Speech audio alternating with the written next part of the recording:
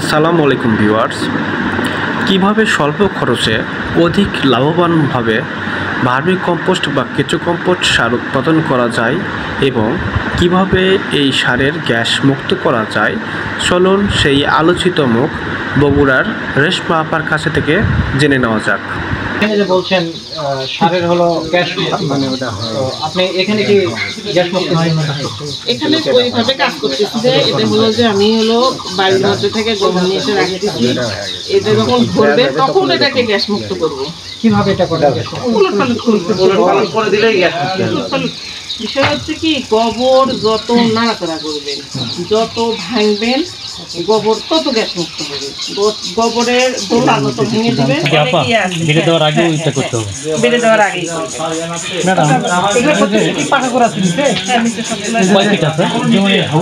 প্রথমত ঘর বানানোর নিয়ত হলো 3 ফোলা দিয়ে বানানো হয়। এই জন্য 2000 ইট নিয়ে আসলাম, পরে যে আরো বিপদ, অতে ঘরই বানাই। 460 না 260। এই পদ্ধতি শুধু নতুন উদ্যোক্তা নতুন ভাবে করবেন তো এগুলো হলো কম খরচের কাজ। যখন আপনি এই পদ্ধতিগুলো ব্যবহার করবেন তখন কম খরচে আপনি পারবেন।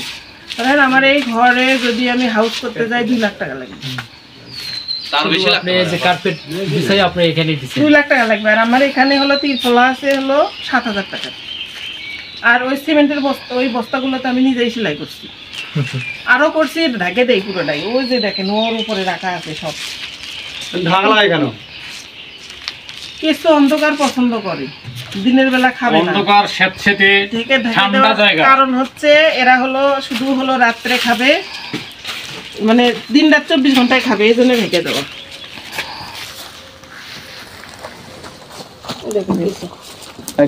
দেখতে ভাই আসেন, শরীরের জন্য কোনো ক্ষতিকর তো বিষয় না। এই যে করতেছে দেখেন, ওই ঝাড়ে হয়তো কোনো ইয়া দিয়ে নেটিং ঝাড়ে না, নেটিং করে নেট।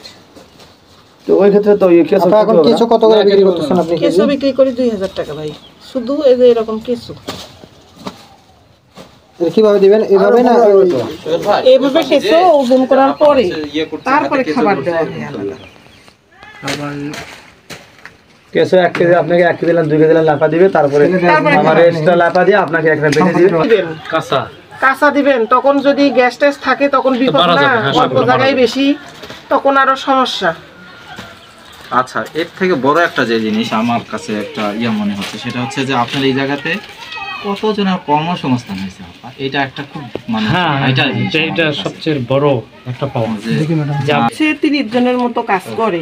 আর এমনিতে হলো আপনার আরো তো এর সাথে কাজের সম্পৃক্ত থাকে, গাড়িগুলো ট্রলিগুলো আসে, প্রতিদিন 4-5টা ট্রলি গোবর দেয়।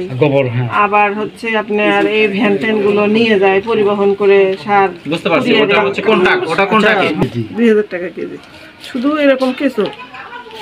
এরা কি শোনেন, তুলতে তুলতে না এরা পেটের মধ্যে যা আছে সব বের করে দেয়। আপনার এগুলো মাপতে মাপতেই ওদের অর্ধেক মানে পেটের খাবার বের করে দেওয়া শেষ না ভাই। মানে এগুলো 2 কেজি 1 কেজি মানে অনেকগুলো।